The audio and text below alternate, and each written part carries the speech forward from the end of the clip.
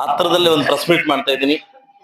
ಏನಂತಂದ್ರೆ, ಏನು ನಮ್ಮ ಮುಳಬಾಗಲ್ ತಾಲೂಕು ಇರ್ತಕ್ಕಂಥ ಯುವಕರ ಬಗ್ಗೆ ಒಂದು ವಿಶೇಷವಾಗಿ ಹಬ್ಬ ಮಾಡ್ಬೇಕು ಅನ್ಕೊಂಡಿದೀನಿ. ಕ್ರಿಕೆಟ್ ಹಬ್ಬ ಅಂತ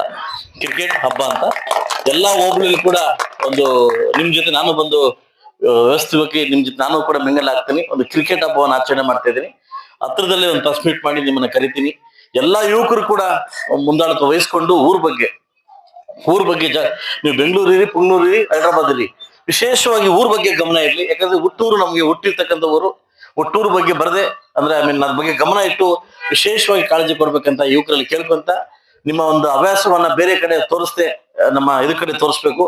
ಇತ್ತೀಚೆಗೆ ಮುಳಬಾಗಲ್ ಟೌನ್ ಅಲ್ಲಿ ಒಂದು ಪೊಲೀಸ್ ಇಲಾಖೆಗೆ ವಿಶೇಷವಾಗಿ ಮನವಿ ಮಾಡ್ಕೊತೀನಿ. ಸೊ ಇತ್ತೀಚೆಗೆ ಗಾಂಜಾ ಏಟು ಜಾಸ್ತಿ ಆಗ್ತಾ ಇದೆ, ಗಾಂಜಾ ಸಪ್ಲೈ ಜಾಸ್ತಿ ಆಗ್ತಾ ಇದೆ. ವಿಶೇಷವಾಗಿ ತನಿಖಾ ತಂಡವನ್ನ ರಚಿಸಿ ಈ ಮುಳಬಾಗಲ್ ಟೌನ್ ಅನ್ನ ಕಾಪಾಡಬೇಕು ಅಂತ ಅಂದ್ಬಿಟ್ಟು ಇದನ್ನು ನಾನು ಮನವಿ ಮಾಡ್ತಾ ಇದ್ದೀನಿ. ನಾನು ಸುಮಾರು ಕಡೆ ಅಬ್ಸರ್ವ್ ಮಾಡ್ತಾ ಇದ್ದೀನಿ. ಏನು ಯುವಕರು ವ್ಯಸನ ಮುಕ್ತಿ ಕಡೆ ಸ್ವಲ್ಪ ಗಮನ ಕೊಡ್ತಾ ಇದಾರೆ, ಅದಕ್ಕೆ ಹೋಗ್ತಾ ಇದಾರೆ. ಇದಕ್ಕೆ ನಾವು ಕಡಿವಾಣ ಹಾಕ್ಲೇಬೇಕು. ಅದಕ್ಕೆ ವಿಶೇಷವಾಗಿ ಪೊಲೀಸ್ ಹತ್ರ ಮಾತಾಡಿದನ್ನ ಹಾಕ್ತೀನಿ ಅಂತ ಹೇಳ್ತಾ, ನನ್ನ ತಿಮ್ರಾತ್ನಲ್ಲಿ ಪಂಚಾಯತಿ ಕರೆದು ನಮ್ಮ ಕಿಟ್ಟಣ, ವಿಶೇಷವಾಗಿ VSS ಕಿಟ್ಟಣ ಈಗ ಬೇರೆ ಸ್ಟಾರ್ಟ್ ಆಗಿದೆ IPL ಬೆಟ್ಟಿಂಗ್ ದಂಧೆ ಅದಲ್ಲ. ಇದಕ್ಕೆಲ್ಲ ಒಳಗಾಗ್ಬೇಡಿ.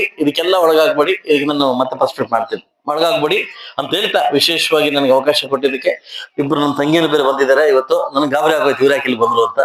ಸೊ ನನ್ನ ತಂಗಿಯನ್ನು ಬೇರೆ ಇಬ್ರು ಬಂದಿದ್ದಾರೆ ಇವತ್ತು. ವಿಶೇಷವಾಗಿ ನಮ್ಮ ರಾಮಮೂರ್ತಿ ಅಣ್ಣ, ನನ್ನ ಸಹನಮೂರ್ತಿ ಧರ್ಮರಾಯ ನಮ್ಮ ರಾಮಮೂರ್ತಿ ಅವರು ಮಾಜಿ ಚೇರ್ಮನ್, ಅವ್ರ ಚೇರ್ಮನ್ ಆಗಿದ್ದಾಗ ತುಂಬಾ ಒಳ್ಳೆ ಕೆಲಸ ಮಾಡಿದ್ದಾರೆ. ನಾನು ಅವಾಗ ಹೇಳಿದ್ದೀನಿ, ನೀವಂದ್ರೆ ಭಾರಿ ಇಷ್ಟ ಸರ್, ನೀವು ಬೇಕಾದ್ರೆ ನಿಮ್ಮ ಅವಧಿಯಲ್ಲಿ ತುಂಬಾ ಒಳ್ಳೆ ವರ್ಕ್ ಮಾಡಿದ್ರೆ ನಮ್ಮ ಪಕ್ಷದ ಬಗ್ಗೆ ಅಂತ ಹೇಳ್ತಾ, ವಿಶೇಷವಾಗಿ ಎಲ್ಲ ನನ್ನ ಪಂಚಾಯತ್ ಮೆಂಬರ್ಸ್ಗೂ ಮತ್ತು ಲೀಡರ್ಸ್ಗೂ ಥ್ಯಾಂಕ್ಸ್ ಹೇಳ್ತಾ ನಾನು ಮಾತು ಮುಗಿಸ್ತೀನಿ. ಎಲ್ರಿಗೂ ಒಳ್ಳೇದಾಗ್ಲಿ.